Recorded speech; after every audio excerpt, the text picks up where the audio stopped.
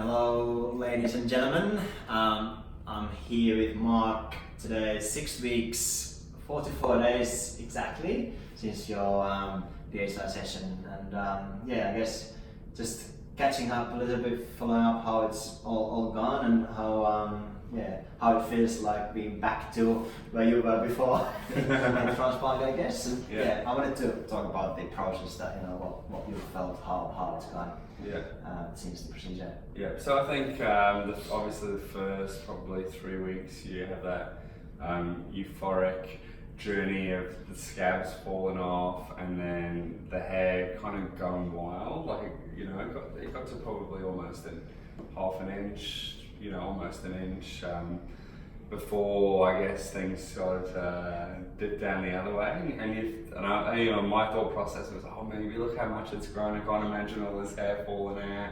Maybe I'm the 1 in 100 that doesn't have shedding. And we had that conversation, early on, and then it seemed like overnight it just disappeared. And I never saw it anywhere. It wasn't, it wasn't in my bed. It wasn't on my clothes. It just must have come off in the shower. And I think I spoke about it in my video. You see hairs that sort of start to bend over, and that seemed to be the sign. Once they sort of bent over, you saw that they kind of lost their strength, and that those were the patches that would disappear. And I guess from there, the last kind of 2 weeks, 3 weeks, you have that, I guess maybe a little bit of panic where you go back to where you are, and you become a little bit self-conscious in some ways because of the redness and whatnot. But then I kind of got over myself, and people would ask more questions. They'd talk about my sunburn, and I'd be like, oh, actually,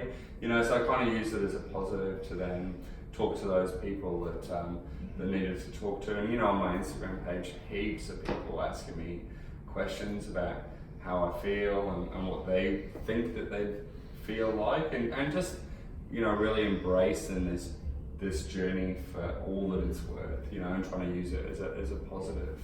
For how I feel and for how other people should feel about it, because it is a positive. It's just part of this journey that is going to end in an incredible hair result, And that's the important thing to highlight. Yes, like you said, it's probably 1%, 1 to 2% who get really minimal shedding, and it feels like you've got instant results. And I think Jonathan was one of those, right? I think. Jonathan was also one of the patients who documented the whole process. He was one of the lucky ones.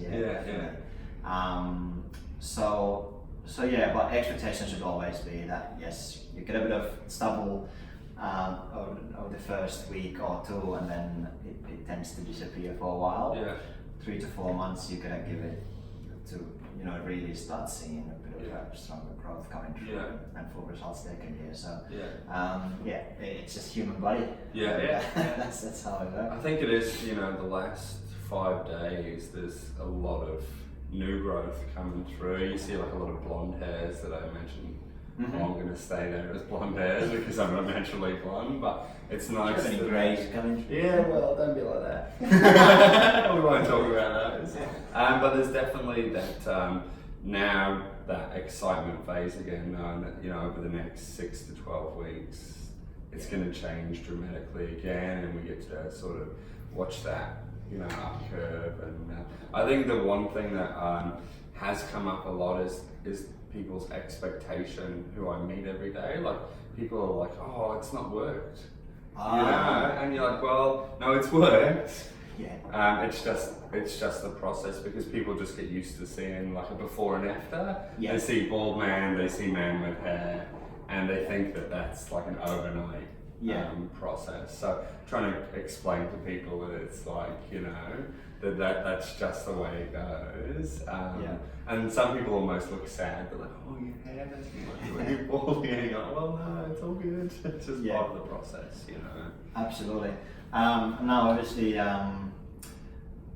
I guess quite topical time as well. New Year's resolutions and these sort of things. What we see with when we discuss with either our clients or prospective clients and things, because you can obviously take different approaches to hair loss treatment. Yeah. Like you can try, you know, with medications and more like preventative treatments, you can try to control the hair loss and potentially thicken up a little bit what you've got and things like that. But that requires daily routine and things like that. Mm-hmm. What we do find when you have a hair transplant, you do something quite big, it's just so much easier to get into a bit of a routine, also maintaining and you know, caring for your hair after that, because it's so big thing for you. Because men be lazy normally. It's just if you don't see instant kind of any change in things, those other treatments are really, they're not going to work if you don't stick to that routine. And not only that, you can't pick and choose, you've got to stick to it. You have to, And the second you come off it, you're going to go backwards again. Yeah, so I guess one message that we want to put out there to everyone is that many hair loss treatments do work, but you gotta understand that they work in different stages of your hair loss. If you lost a fair bit of hair already, you do need a hair transplant to actually get back what you've lost.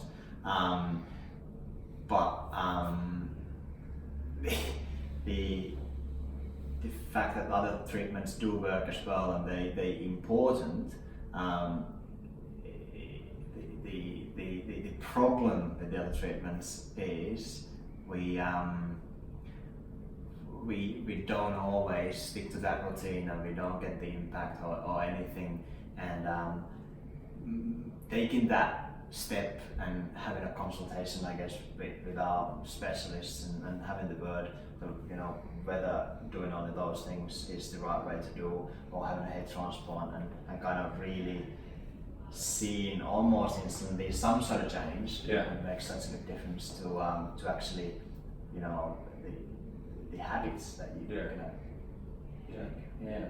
The other thing that I just wanted to touch on while we're talking about all that stuff is I get a lot of messages about the medication, finasteride, and I want to tell people, if you go out there and you Google finasteride side effects, you're probably not going to be able to read like the truth. Like there's a lot of myths out there. There's a lot of can I say bullshit out there? I'm gonna say it, but I did a bit of research myself because it's something that I wanted to commit to for the rest of my life, and I found that they did a really in-depth study for 12 months. So with 4,000 people, 2,000 people took finasteride, 2,000 people took a sugar tablet.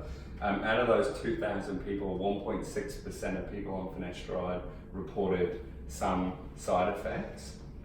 1.4% of people on the sugar tablet also reported side effects. So I think it's one of those things that if mentally you let it affect you, it's very clear that people on sugar tablets shouldn't be having any side effects. So it's such a small percent, and I think that that's mentally driven.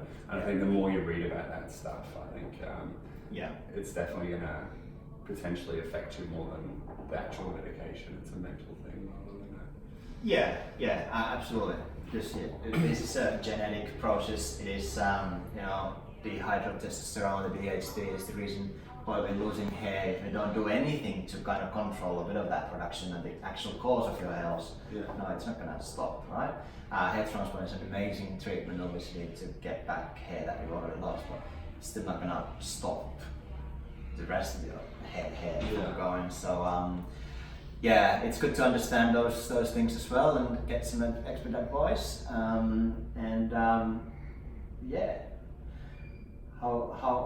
do you feel? Not quite, full set of hair for Christmas yet, but still a couple of weeks left. I